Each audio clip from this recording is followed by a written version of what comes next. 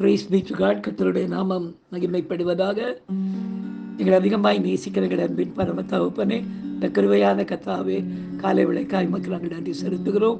இந்த காலை விளையிலும் மை துதித்து பாடி ஆராதித்து இந்த நாளிலே நாங்கள் தியானிக்கும்படியாக கர்த்தர் எங்களுக்கு கொடுக்கிற வார்த்தைக்கு நேராக நாங்கள் கடந்து போகவும், கர்த்தர் தாமே நீர் எங்களுக்கு செய்த நன்மைகளை சாட்சியாக சொல்லி உங்களுடைய வசனத்தை மகிமைப்படுத்த கர்த்தர் எங்களுக்கு உதவி செய்வீராக.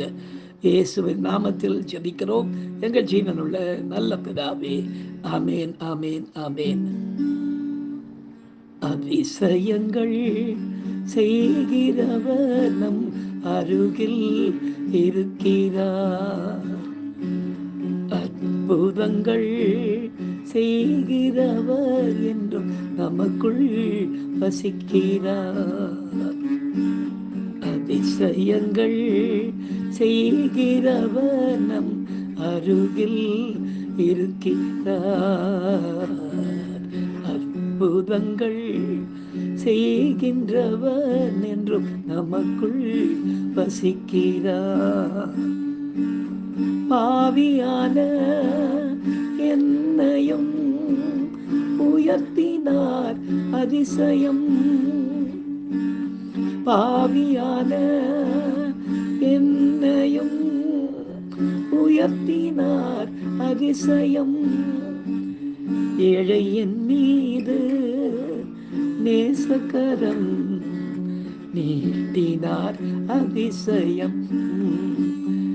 ஏழையின் மீது நேசகரம் நீட்டினார் அதிசயம். அதிசயங்கள் செய்கிறவர் அருகில் வசிக்கிறார். அற்புதங்கள் செய்கிறவர் என்றும் நமக்குள் இருக்கிறார். எனக்கு அருமையானவர்களே, இந்த நாளிலே நாம் தியானிக்கும்படியாக கர்த்தர் நமக்கு கொடுக்கிற வார்த்தைக்கு நேராக நாம் கடந்து போவோம். எரேமியாவின் தீர்க்க தரிசன புத்தகம் 4ஆம் அதிகாரம் 2ஆம் வசனத்தை நாம் வாசிக்க கேட்போம். நீ உண்மையோடும் நியாயத்தோடும் நீதியோடும் கர்த்தருடைய ஜீவனை கொண்டு ஆணையிடுவாய். புறஜாதிகளும் அவருக்குள் ஆசீர்வதிக்கப்பட்டு அவருக்குள் மேன்மை பாராட்டுவார்கள் என்று எழுதப்பட்டிருக்கிறது. பிரியமானவர்களே, எகிப்திலிருந்து புறப்பட்ட இஸ்ரவேலர் வழி முழுவதும் கர்த்தரை விசுவாசியாமல் அநேகர் வரை வழி முழுவதும் பரீட்சை பார்த்து கானானுக்குள் பிரவேசிப்பதற்கு முன்பாகவே வழியிலே மாண்டு போனார்கள் என்று வேதத்திலே நாம் வாசிக்கிறோம். ஆனால் தேவனால் பாவ அந்தகாரங்களிலிருந்து மீட்கப்பட்டவர்களாகிய நாம் கர்த்தரை பின்பற்றுவதில் உண்மையோடும் அவரது நியாயங்களை கடைப்பிடிப்பதில் பயத்தோடும் வாழ்ந்து விசுவாசத்திற்குண்டான நீதிகளில் நிறைத்திருப்போமே. ஆனால் அவரது ஜீவனுள்ள நாமத்தை கொண்டு நாமும் ஆணையிட கர்த்தர் நமக்கு அதிகாரத்தை கொடுப்பதாக இங்கே சொல்லுகிறார். இதற்கு கர்த்தர் நமக்குள் வைத்த மனசாட்சியை நம்மை குற்றமின்றி நடத்தவும் ஆணையிடவும் போதுமானதுமாய் இருக்கிறது.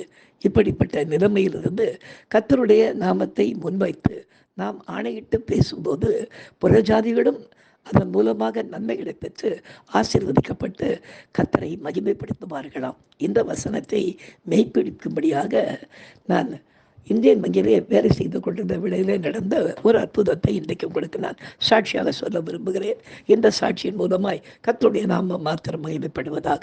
எனக்கு அருமையானவர்களே, இந்தியன் பேங்க்கில் நான் ஒர்க் பண்ணி கொண்டிருக்கும் போது தேவனை அறியாத ஒரு மனுஷனாக கத்தோலிக்க சகோதரனாக நான் வாழ்ந்து கொண்டிருந்தேன். அது வேதம் எனக்கு தெரியாது. ஆண்டோடைய பெரியதான கிருபையினாலே என் சரீரத்தை ஒரு பெரிய அற்புத சுகத்தை அந்த நாளிலே நான் பெற்றபோது பிதா குமாரன் பரிசுத்தாமி நாமத்தினாலே மூழ்கி ஞானஸ்நானம் பெற்று ரட்சிப்பை இழந்து நான் எந்த அலுவலகத்தில் இருந்தேனோ அதே அலுவலகத்திலே கர்த்தருடைய நாமத்திற்கு சாட்சியாய் வாழ கர்த்தர் உதவி செய்தார். அது மட்டுமல்ல, நான் ரட்சிக்கப்பட்ட அந்த நாளிலிருந்தே அநேக அற்புதங்களை கர்த்தர் நான் இருந்த அந்த அலுவலகத்திலே செய்ய ஆரம்பித்தார். அப்போ நிறைய அற்புதங்கள் அடையாளங்கள் நடந்து கொண்டிருந்த வேளையிலே கடலூர் பகுதியிலிருந்து இந்தியன் பேங்க்கிலிருந்து ஒரு சகோதரி மாற்றராகி, அந்த சகோதரியுடைய பேர் சீதாலட்சுமி. அவங்க ஒரு பிராமண குடும்பத்தை சேர்ந்த மகள், ஒரு இளம் சகோதரி. அவங்க வந்திருந்தாங்க, புதியதாய் திருமணமானவங்க. அப்படி வந்திருந்த அந்த வேளையில் அங்கே நடந்து கொண்டிருந்த பார்த்தா அவங்க கொஞ்சம் ரொம்ப இன்கசிட்டிவான ஒரு கேர்ள். எல்லாத்தையும் கேட்டு தெரிந்து கொண்டு என்னை போகும்போது வரும்போதெல்லாம் முறைச்சி முறைச்சி பார்த்துக்கிட்டே போவாங்க. புதிதாக வந்ததுனால அவங்கள பார்த்து நானும் சிரிப்பேன். அந்த நாளில் ஒரு நாள் ஒரு சீட் அலோகேஷன், அதாவது சீட்டு மாற்றி மாற்றி போடுவாங்க. அப்படி போடும்போது எனக்கும் அந்த சகோதரிக்கும் ஒரு பெரிய டேபிளில் ஒரு வேலையை பகிர்ந்து செய்யும்படியான ஒரு நேரம் வந்தது. அந்த வேளையில் என்ன பண்ணும்போது அவங்க அந்த பக்கம் உட்காந்துருப்பாங்க டேபிளில், நான் இந்த பக்கம் உட்காந்துருப்பேன். ரொம்ப பெரிய டேபிள், அது மேலே எல்லாம் எங்களுக்கு தேவையான ரெஜிஸ்டர்ஸ் எல்லாம் வைக்கப்பட்டிருக்கும். நாங்கள் சேர்ந்து தான் அந்த வேலையை செய்யணும். நானும் அவங்களோட சேர்ந்து அந்த காரியத்தை செய்து கொண்டிருந்த வேளையில் அவங்க என்னை விசாரிக்க ஆரம்பித்தாங்க. அவங்க சொன்னாங்க, சார் நீங்கள் வந்து இந்த ஆஃபீஸில் வந்து ஜாயின் பண்ணும்போது நீங்கள் வேறு மாதிரி இருந்தீங்களா? சினிமா பாட்டெல்லாம் பாடிக்கிட்டு பூஜையெல்லாம் பாடிக்கிட்டு இருந்தீங்கன்னா அப்படி ஒரு உலகரஞ்சகமான ஒரு மனுஷனாக இன்னைக்கு இருந்துட்டு நீங்கள் இப்போ திடீர்னு கர்த்தராகிய இயேசு கிறிஸ்துவை சொந்த ரட்சகராக ஏற்றுக்கொண்டேன் அப்படின்னு நடுவர் சபையில் எல்லாருக்கும் நீங்கள் சொல்லி இப்போ வேறு மாதிரி என்ன நடக்குதா? உங்கள் மூலமாக நிறைய அதிசயமெல்லாம் நடக்குதாமே அப்படின்னாங்க. நான் சொன்ன அதிசயம் நான் செய்ய மாட்டோமா? அதிசயம் எனக்கு நடந்தது, அது ஆண்டவர் செஞ்சார். ஆண்டவருடைய நாமத்தினாலே மற்றவங்க கேட்கும்போது அவங்களுடைய விசுவாசத்தை பார்த்து ஆண்டவர் இந்த பேங்க்குக்கு வர்றவங்க நிறைய பேருக்கு அற்புதங்கள் செய்கிறது என்னவோ உண்மைதான், அது நடந்து கொண்டிருக்குது என்று நான் சொன்னேன். அவங்க இன்னும் ஒரு 2 வாரமாக எப்பவுமே என்னை குறித்து இந்த ரட்சிப்பை குறித்து அதிகமாக விசாரிக்க ஆரம்பித்தாங்க. நான் அப்போ அவங்கள பார்த்து கேட்டேன், சிவதாரேஷ்மி எதுக்குமா இவ்வளோ நீங்கள் விசாரிக்கிறீங்க அப்படின்னு கேட்டப்போ அவங்க சொன்னாங்க, நான் படித்ததெல்லாம் வந்து பள்ளிக்கூடம் காலேஜ் ரெண்டுமே கிறிஸ்டியன் இன்ஸ்டியூஷனில் தான் படித்தேன் பிரதர் நான். அதனால் வந்து ஆண்டவரை பற்றி எனக்கு ஓரளவு தெரியும். ஆனால் ஆண்டவர் கிறிஸ்தவர்களுக்கு மட்டும்தான் உதவி செய்வாரா, இல்லை எங்களை போல வேறு மதத்தை சேர்ந்தவங்களுக்கும் உதவி செய்வாரா அப்படின்னு கேட்டாங்க. நான் சொன்னேன், அப்படி இல்லைம்மா, விசுவாசத்தோடு நீங்கள் கேட்டிங்கன்னா நீங்கள் மதம் மாறி தான் இங்கே வரணும்னு சொல்லி நாங்கள் யாருக்கும் பிரசங்கெல்லாம் பண்ணுறது கிடையாது. ஆண்டவரை நம்பி ஆண்டவர் நல்லது செய்வார் என்று உண்மையாய் விசுவாசிச்சிங்கன்னா நீங்கள் தாராளமாக ஆண்டவர்கிட்ட அதை பெற்றுக்கொள்ளலாம். ஒரு சிலர் அப்படி பெற்றுக்கொண்ட பிற்பாடு கர்த்தருடைய பிள்ளைகளாகவே மாறிடுறாங்க. அதெல்லாம் நடக்குது. அப்படி மாறதை பார்த்து தான் எல்லாம் என்ன சொல்கிறாங்க, இவங்க மதம் மாற்றிடுறாங்க அப்படின்னு சொல்கிறாங்க. அதெல்லாம் நாங்கள் செய்ய மாட்டோம் அப்படின்னு சொல்லிக்கொண்டே இருந்தேன். ஒரு நாள் அவங்க, சார் நான் ஒன்று கேட்கலாமா அப்படின்னு சொன்னாங்க. சொல்லுங்கம்மா அப்படின்னு கேட்டேன். அப்போ அவங்க சொன்னாங்க, சார் நான் வந்து ரொம்ப பணக்கார வீட்டு பெண் கிடையாது, ஆனால் அவங்களுக்கு தெரியும் எங்கள் கம்யூனிட்டியில் பெண்களுக்கு நிறைய செய்வாங்க.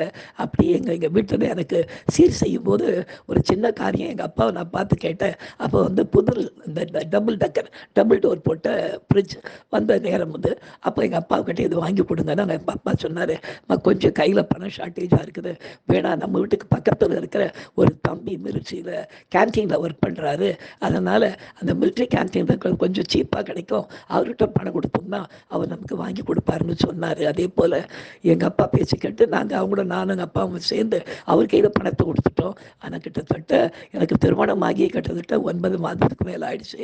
இன்னும் வீட்டுக்கு ஃப்ரிட்ஜு வந்து சேரல.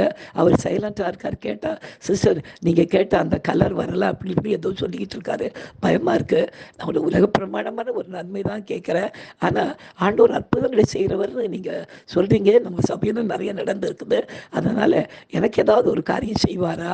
இது கொஞ்சம் எனக்கு கொஞ்சம் குடும்பத்தில் கொஞ்சம் பிரச்சனையாக இருக்குது இந்த ஃப்ரிட்ஜு வராததுனால அப்படின்னு சொன்னாங்க. நான் சொன்னேன், அப்படியாம்மா, ஓ செய்யலாமே அப்படின்னு சொல்லிட்டு, அதுக்கு என்ன பண்ணணும் அப்படின்னாங்க, நீங்களும் வாங்க நானும் 2 பேரும் இப்போ இந்த டேபிளில் தான் உட்காந்துருக்கோம், இங்கே இப்படியே ஜெபம் பண்ணலாம், கொஞ்சம் கண்ணு மூடுங்க, நம்ம ஜெபம் பண்ணலாம், ஆண்டவர் நமக்கு அவர் என்ன செய்கிறாரு சொல்லலாம், நான் உங்களுக்கு சொல்கிறேன் அப்படின்னு சொல்லிட்டு கண்ணு மூடி நாங்கள் ஜெபம் பண்ண உடனே என் கண் முன்னால் ஒரு கிரே கலரில் ஒரு டபுள் டோர் போட்டு ஒரு ஃப்ரிட்ஜை கத்தர் காண்பித்தார் சொன்னது, இன்றைக்கு சாயந்தரம் ஒரு 3:30 மணிக்கு இந்த ஃப்ரிட்ஜு அந்த மகளுடைய வீட்டுக்கு அங்கே மிர்ச்சி கேன்டீன் வந்து டெலிவரி ஆகி வருகிறது, அதனால் ஒரு ஆளை அனுப்பி அந்த ஃப்ரிட்ஜை இறக்கிக்க சொல்லு அப்படின்னு ஆண்டவர் சொன்னார்.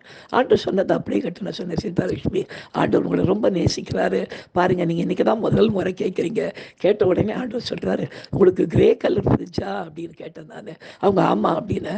அதே மாதிரி ஒரு ஃப்ரிட்ஜு ஒன்றுமா இப்போ இன்றைக்கு மத்தியானம் ஒரு 3:30 மணிக்குள்ளே நீங்கள் எங்கே இருக்கீங்க அப்படின்னு கேட்டதுக்கு அவங்க பழவந்தாங்கல் அப்படின்னாங்க. பழவந்தாங்கல்ல உங்கள் அட்ரஸ்க்கு அந்த ஃப்ரிட்ஜு வருது, அதனால் வீட்டில் யாராவது இருந்தால் ஃபோன் பண்ணி ஃப்ரிட்ஜை இறக்கிட சொல்லுங்க அப்படின்னு சொன்னால், ஐயோ வீட்டில் யாருமே இல்லையே, அப்போ நான் ஒன்று செய்யட்டுமா அப்படின்னு சொல்லிட்டு எங்கள் ஆஃபீஸில் இருக்கிற பாலசுப்ரமணியம் அப்படின்ற ஒரு பியூனை கூப்பிட்டு அவங்ககிட்ட சொல்லி, அப்பா மத்தியானம் எங்கள் வீட்டுக்கு போய் கொஞ்சம் பக்கத்தில் இருக்கிறவங்ககிட்ட சொல்லி வீட்டை திறந்து வைக்க சொல்லுப்பா, 3:30 மணிக்கு ஃப்ரிட்ஜு வருதுன்னு சார் சொல்கிறாரு அப்படின்னாங்க.